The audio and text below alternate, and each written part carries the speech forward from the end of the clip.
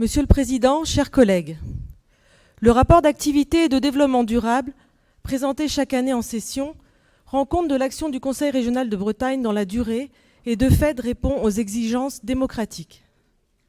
Il évolue au fil des ans en lien avec des événements, des projets forts de l'année ou au gré des propositions et apports du Césaire. Dans son rapport sur le RAD, le Césaire justement estime que le RAP 2020 ne permet pas d'avoir une approche satisfaisante de la politique jeunesse du Conseil régional. Certes, les synthèses du RAP rendent compte de la politique régionale de la jeunesse, mais il faut également noter qu'elles sont parfois un peu courtes et peuvent sembler dispersées. Et c'est là tout le sens, il me semble, de la commission jeunesse, égalité et citoyenneté que j'ai l'honneur de présider et qui travaille pour garantir la transversalité des enjeux jeunesse. Nous devons à ce titre être plus que jamais vigilants sur l'état de santé des jeunes, dont la situation préoccupante s'est accentuée durant la période du confinement, avec une réelle détresse psychologique. Le RAP fait apparaître une diminution de la fréquentation des points d'accueil écoute jeunes, même si le besoin de ce service était fort en 2020. Des points d'écoute ont simplement dû fermer leurs portes sur le premier confinement, et nous savons déjà que les chiffres de fréquentation 2021 seront plus importants que ceux de 2020, et que de nouveaux points d'accueil ouvrent, sur Auray et Pontivy par exemple, dans les prochains jours. Faire de la jeunesse, ou plutôt des jeunesses, une priorité, c'est aussi continuer le travail d'animation du plan breton de mobilisation de la jeunesse mené conjointement entre l'État et la région et co-construit depuis 2018 avec la conférence jeunesse qui réunit les collectivités, les acteurs jeunesse et les jeunes eux-mêmes. Ce plan sert de colonne vertébrale à la politique régionale jeunesse. Il se compose de 16 chantiers dont les actions en lien avec les jeunes financés par ce programme, comme les PAEJ dont je viens de parler, les accélérateurs initiatives jeunes et le dispositif CORES Santé, qui est un dispositif de prévention santé par les pairs. Nous n'oublions pas non plus la question du logement et savons pouvoir compter sur le travail qu'aura à mener Fanny Chappé, en charge de l'habitat, notamment sur l'habitat des jeunes. Prendre en considération les post-bac, les jeunes diplômés qui ne peuvent pas rester là où ils et elles le souhaiteraient.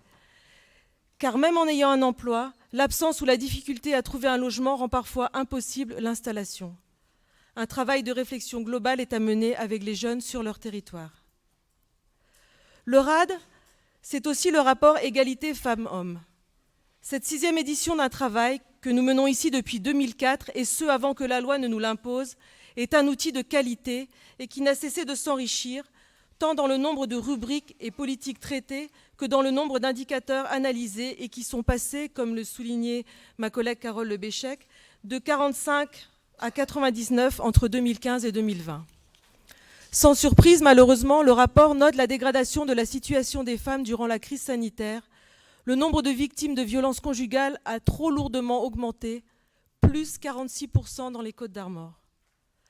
Nous devons pouvoir accompagner les femmes qui représentent 80% des femmes monoparentales. Nous devons pouvoir les soutenir, améliorer leur accès aux droits et plus généralement aux services publics. Nous sommes au travail pour doter la région des meilleurs outils avec toutes les actrices et tous les acteurs concernés. Intégrer l'égalité femmes-hommes à tous les budgets et l'égaconditionnalité sont des pistes à approfondir. Comme vous le disiez, Monsieur le Vice-président, chausser les lunettes de l'égalité femmes-hommes grâce à ce RAD dans une période de re-questionnement des politiques publiques régionales est indispensable et constitue l'exercice que nous devons mener. Ce travail est essentiel afin que chaque dispositif ne transmette pas ou ne crée pas une inégalité femmes-hommes supplémentaire. Pour terminer mon propos, permettez-moi d'emprunter quelques mots à Simone de Beauvoir qui écrivait « N'oubliez jamais qu'il suffira d'une crise économique, politique ou religieuse pour que les droits des femmes soient remis en question. Ces droits ne sont jamais acquis.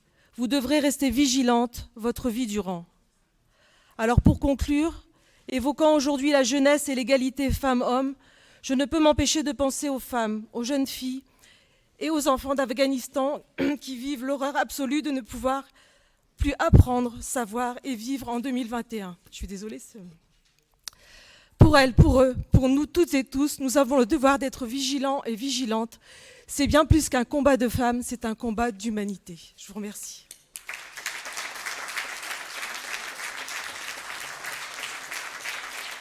Merci. Merci, cher Gabi Cadiou. Merci de vos propos. Parole au groupe Issons la Bretagne. Vous êtes 3 inscrits, Stéphane Salé-Dupin, Patrick Lodifon, Gaël Nicolas. Dans l'ordre que vous voulez.